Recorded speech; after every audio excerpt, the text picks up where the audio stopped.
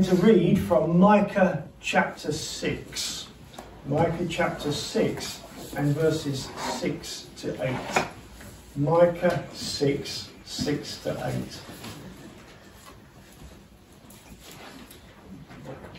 If you're not sure where Micah is, just listen, it's not a problem. Because it's one of those chapters, one of those books which people think, oh, I don't know about this.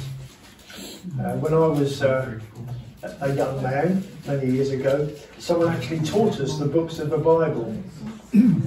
And it's the tune, follow, follow, I will follow Jesus. You know that, don't you?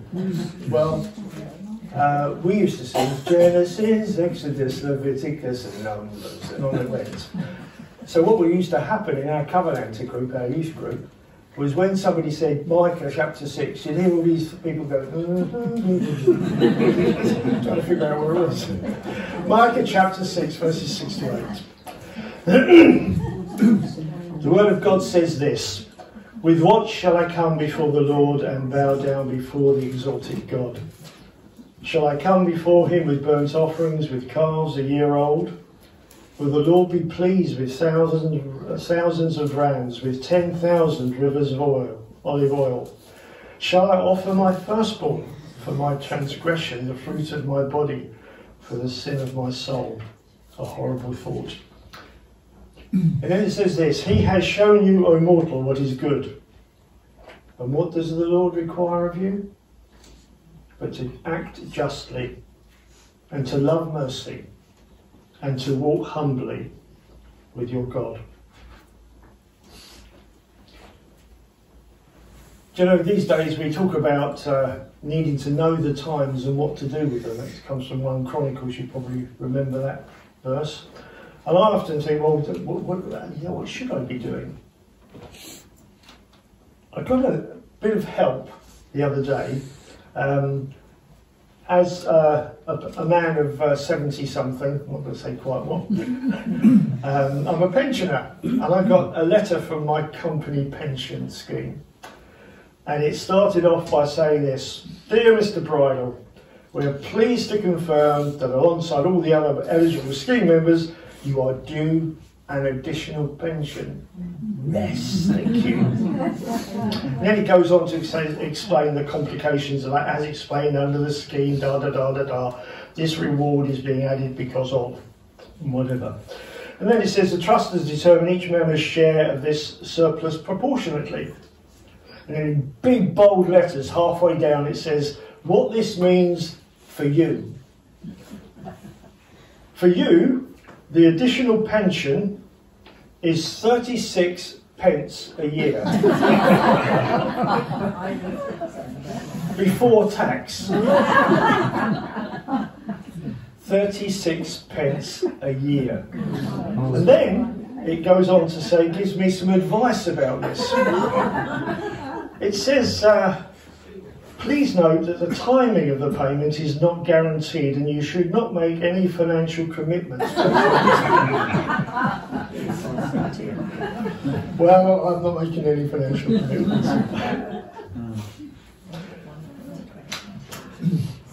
If you look at the society around us and think of the society we live in the UK now as the water in which we swim, I wonder if you find yourself asking the same question about yourself. What on earth should I do?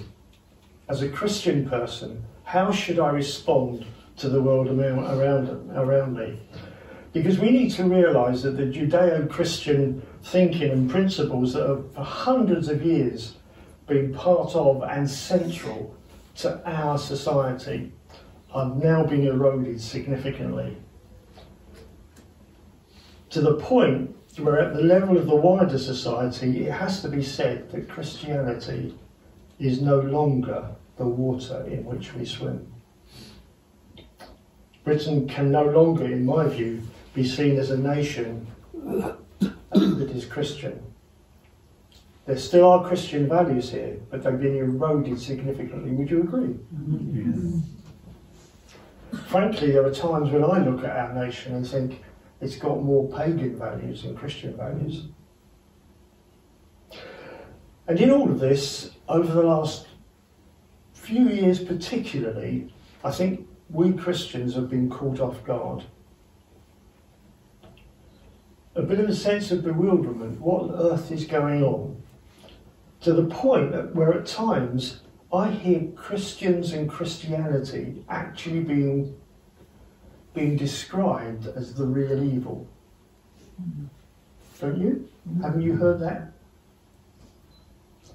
To lift a quote from one TV comedy sketch, we now find ourselves asking, are we now the baddies? How did we become the baddies? It's a reality which we are frankly all facing in this nation. That's bad news indeed. However, there is good news, for that is precisely how the New Testament church was seen by the pagan world, the pagan Roman world around them in the first centuries after Christ. So perhaps we can look at our scriptures and realise that actually it's got the answers.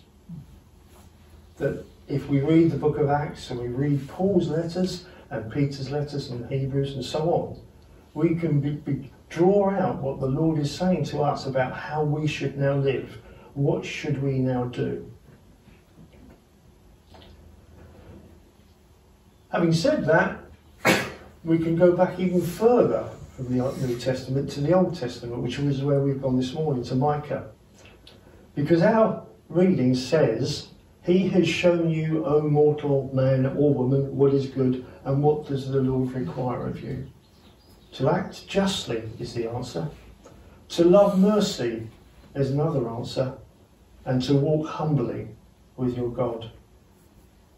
3 simple steps to pleasing God and living effectively in what is frankly a very difficult world. And I never thought I'd hear myself saying that this country is now a difficult world for Christians, but it is, isn't it? Notice also that their actions, because in Hebrew thought, faith involves inevitable action. James says, faith without works is dead. We are not saved through works, but a true faith will result in good works. So we need to remember that this means action as well as just belief. It's a matter of don't just tell me, show me. I think you'll agree that justice and mercy are probably common themes in the society around us, but walking humbly with God is less so. What I'm going to do is ask you to join me to take a brief overview at the wider social context of those 3 things, and then also drill right down much more at a personal level. You'll see what I mean as we go. So, the first of them, to act justly. I wonder what comes to your mind when you hear the scriptures say, act justly. There is a version of justice that society and the media now throw about. There's a lot of talk these days about social justice, which on the face of it sounds reasonably okay. But we need to ask the question, what does today's society actually mean by social justice? Because I can tell you that quite often it's not biblical justice. There's a new agenda underlying much of social justice today, which involves dismantling traditional systems such as Christianity, which are deemed to be, by the proponents of this, to be oppressive.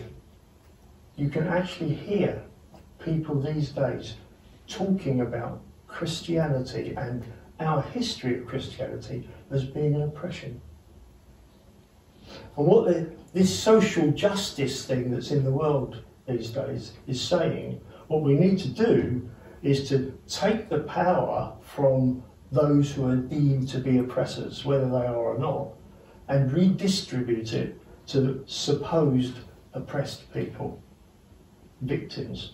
In this thinking, the world is divided that way, and the oppressors are morally evil, and the oppressed victims morally innocent.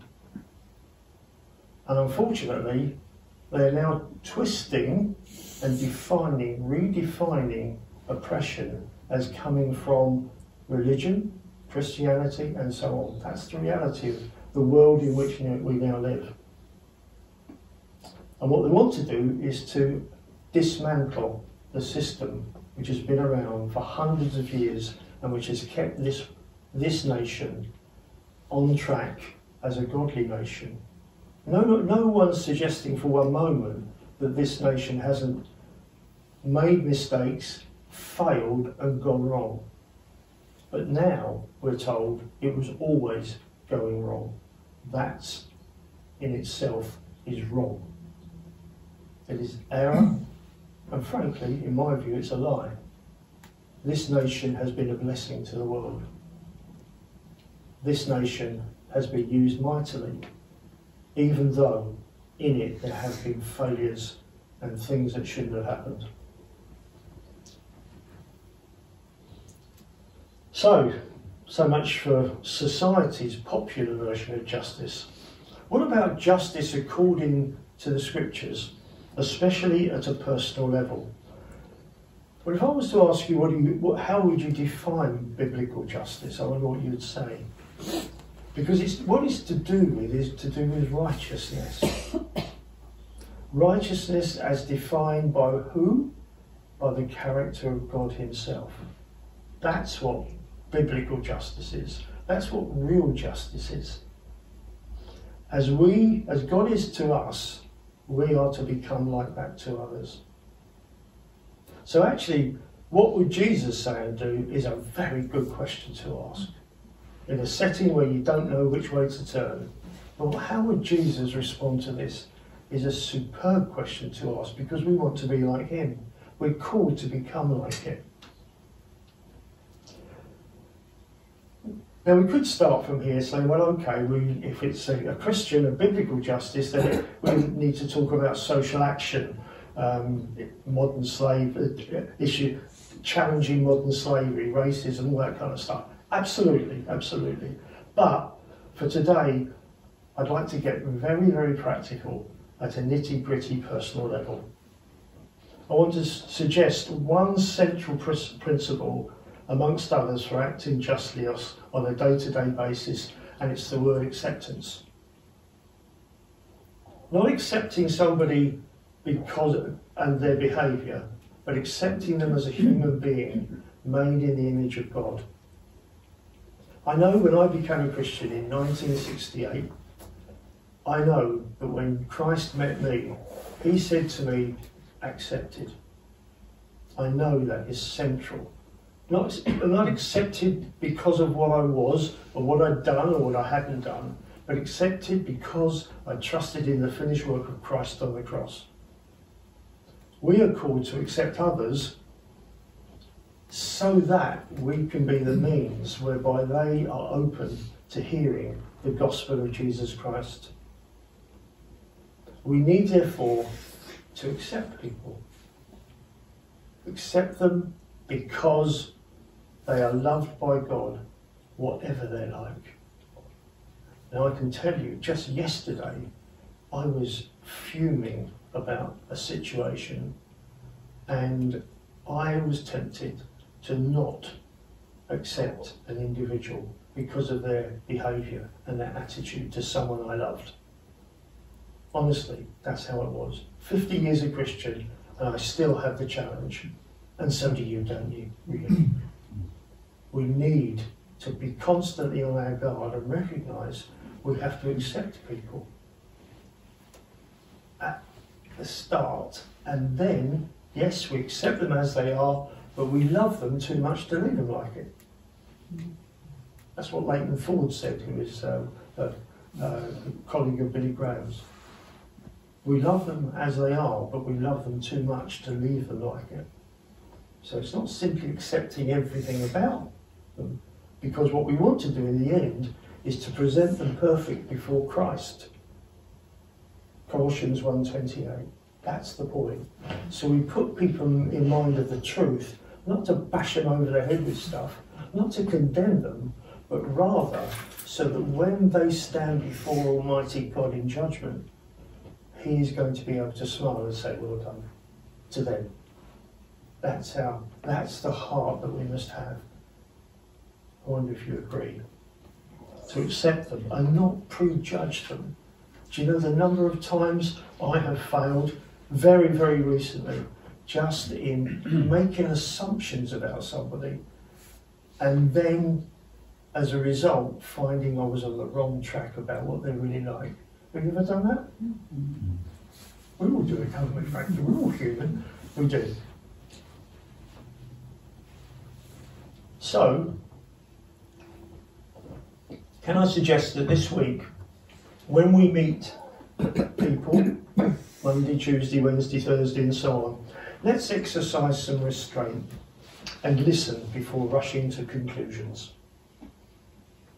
And see if we too can see their heart the way God sees the heart. Because He says in 1 Samuel 16, I do not look at the outward appearance, I look on the heart.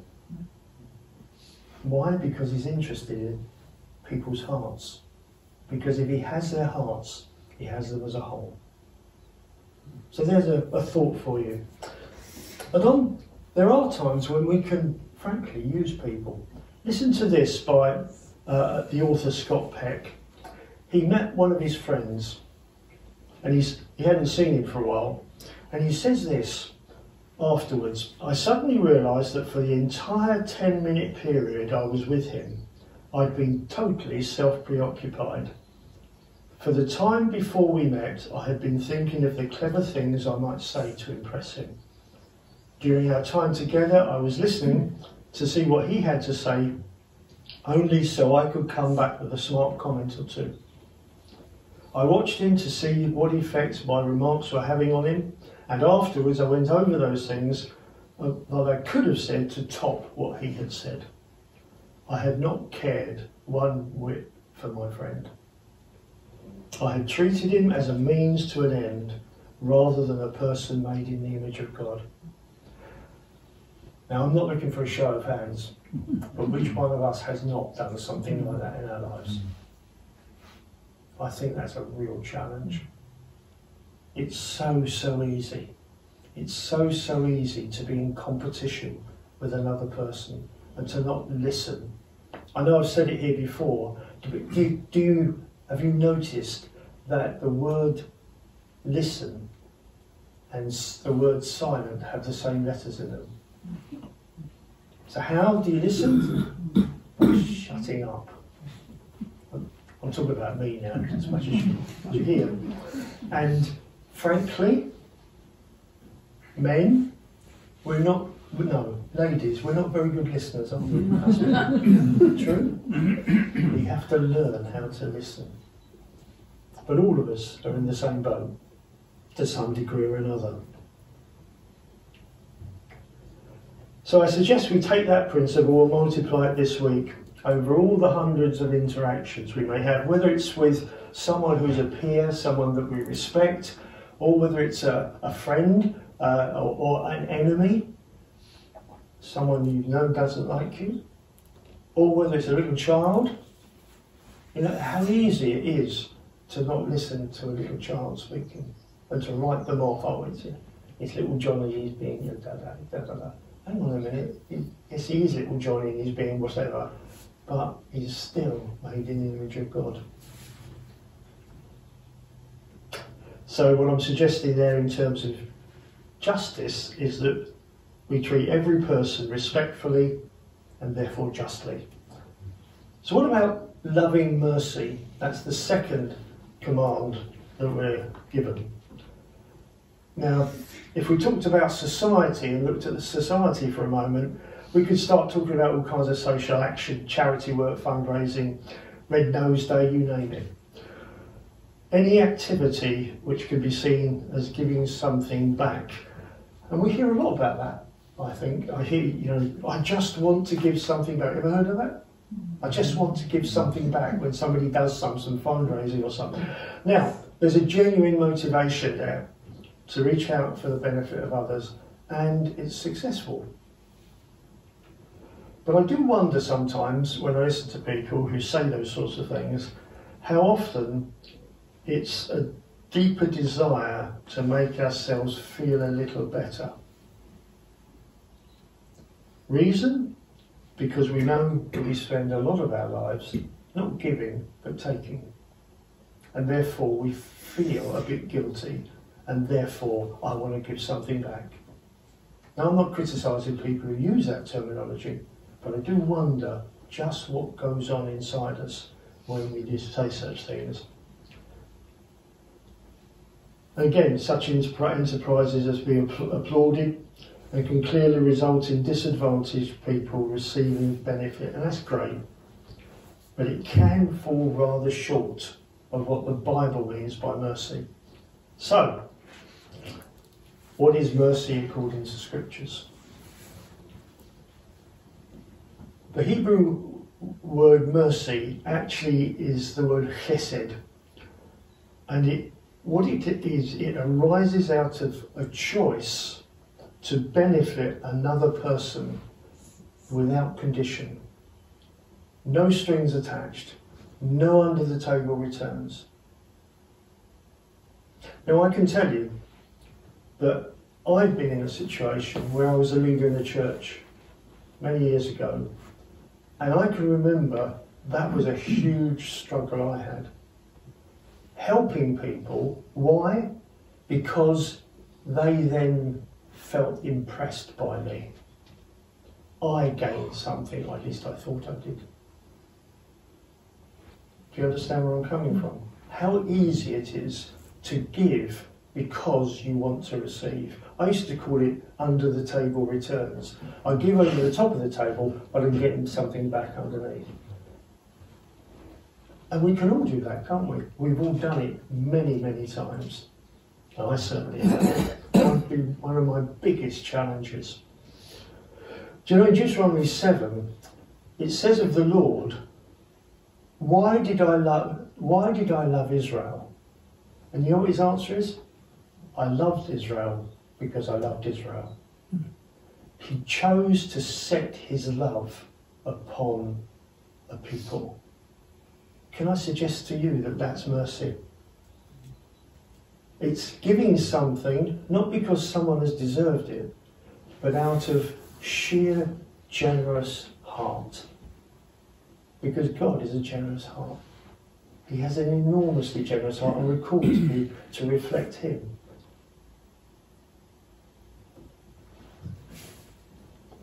Biblical mercy, therefore, is not to look good. It's not even to feel good.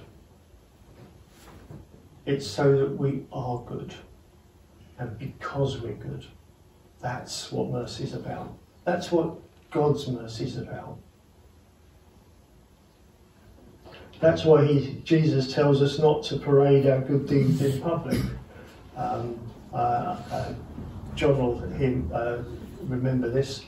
I used to be at Russell Park Baptist Church with John, and there was a chap, Ron Lewland, the pastor there, used to tell a story, which is true, about a chap who always, you know, the minister stands at the end of the door on the way out, and this chap always came up to him, shook him by the hand, and there was an envelope in his hand, and he would say, left hand, right hand, left hand, right hand.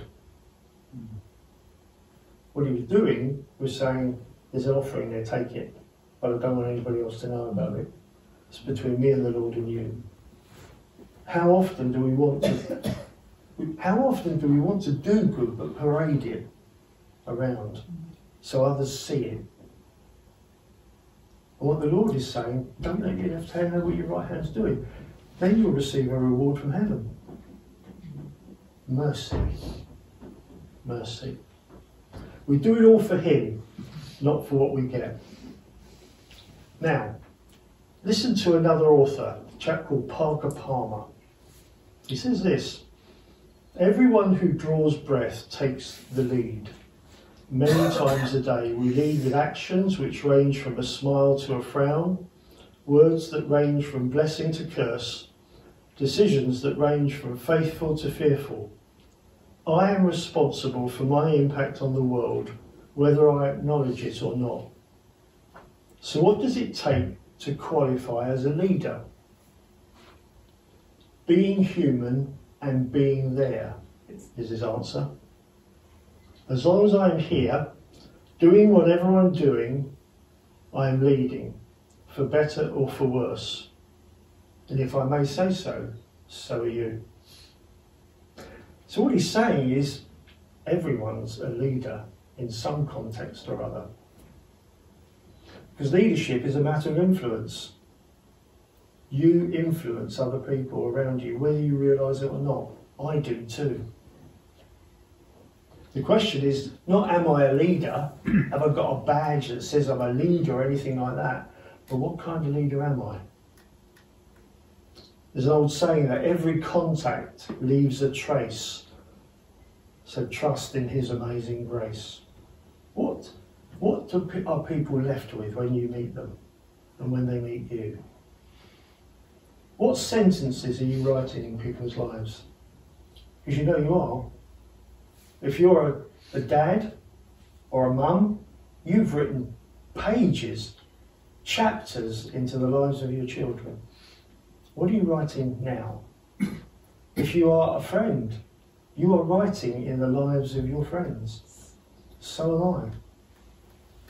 Sometimes it might just be a few words, sometimes it might be a sentence, sometimes it might be a paragraph or even a chapter.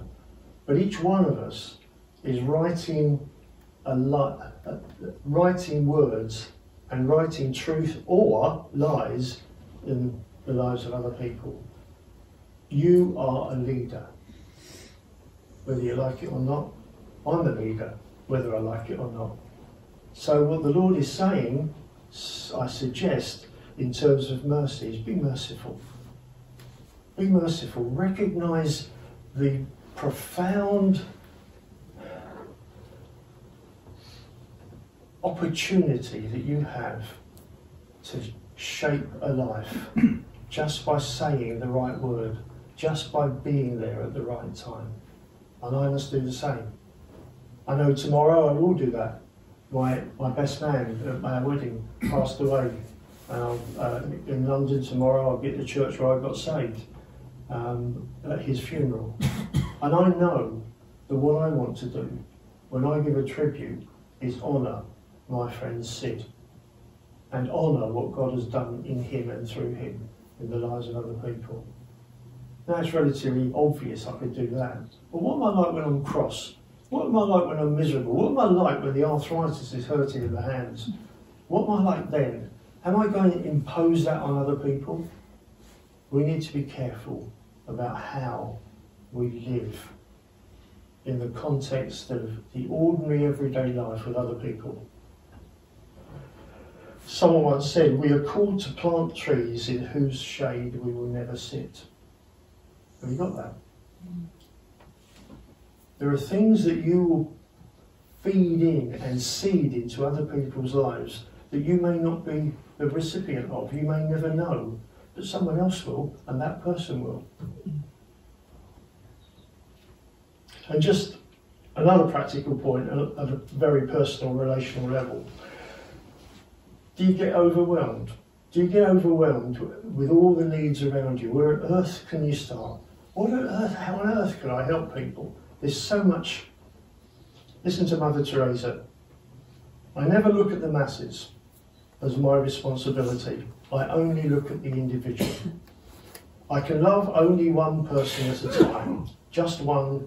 The whole work is only a drop in the ocean, but if we don't put the drop in, the ocean will be one drop less.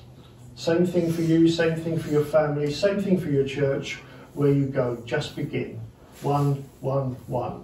I may have told this story in the past here of the Starfish charity. Anybody familiar with that? It helps disadvantaged children. It came about because what happened, well, it's named after a real event. There had been a big storm and hundreds and hundreds of starfish had been washed up on the beach.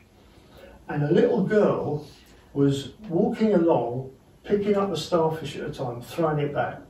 picking up a starfish, throwing it back, all the way along the beach.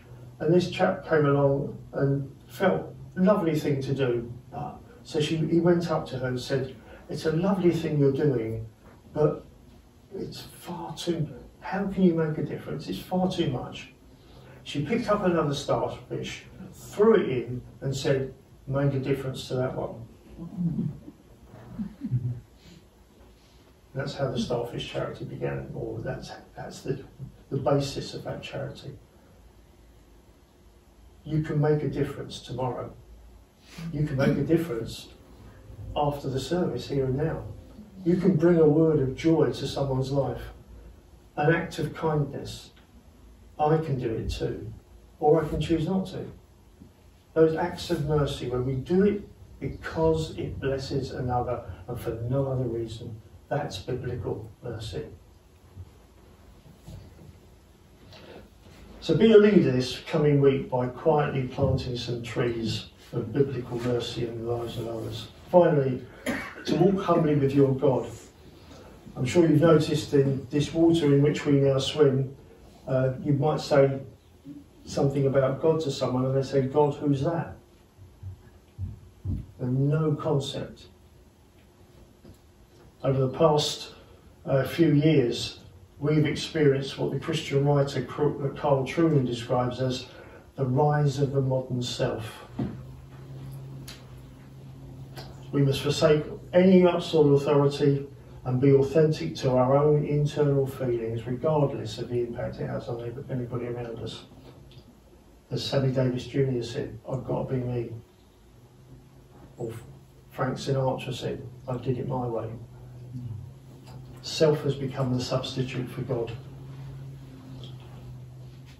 We shouldn't be surprised, because in Timothy it does say, in the last days people will be lovers of themselves rather than lovers of God. You see, the scriptures have got the answers. We've been told this would be the case. However, we are still called to humbly walk before God, whatever the world around us thinks. We do it for Him, for an audience of one.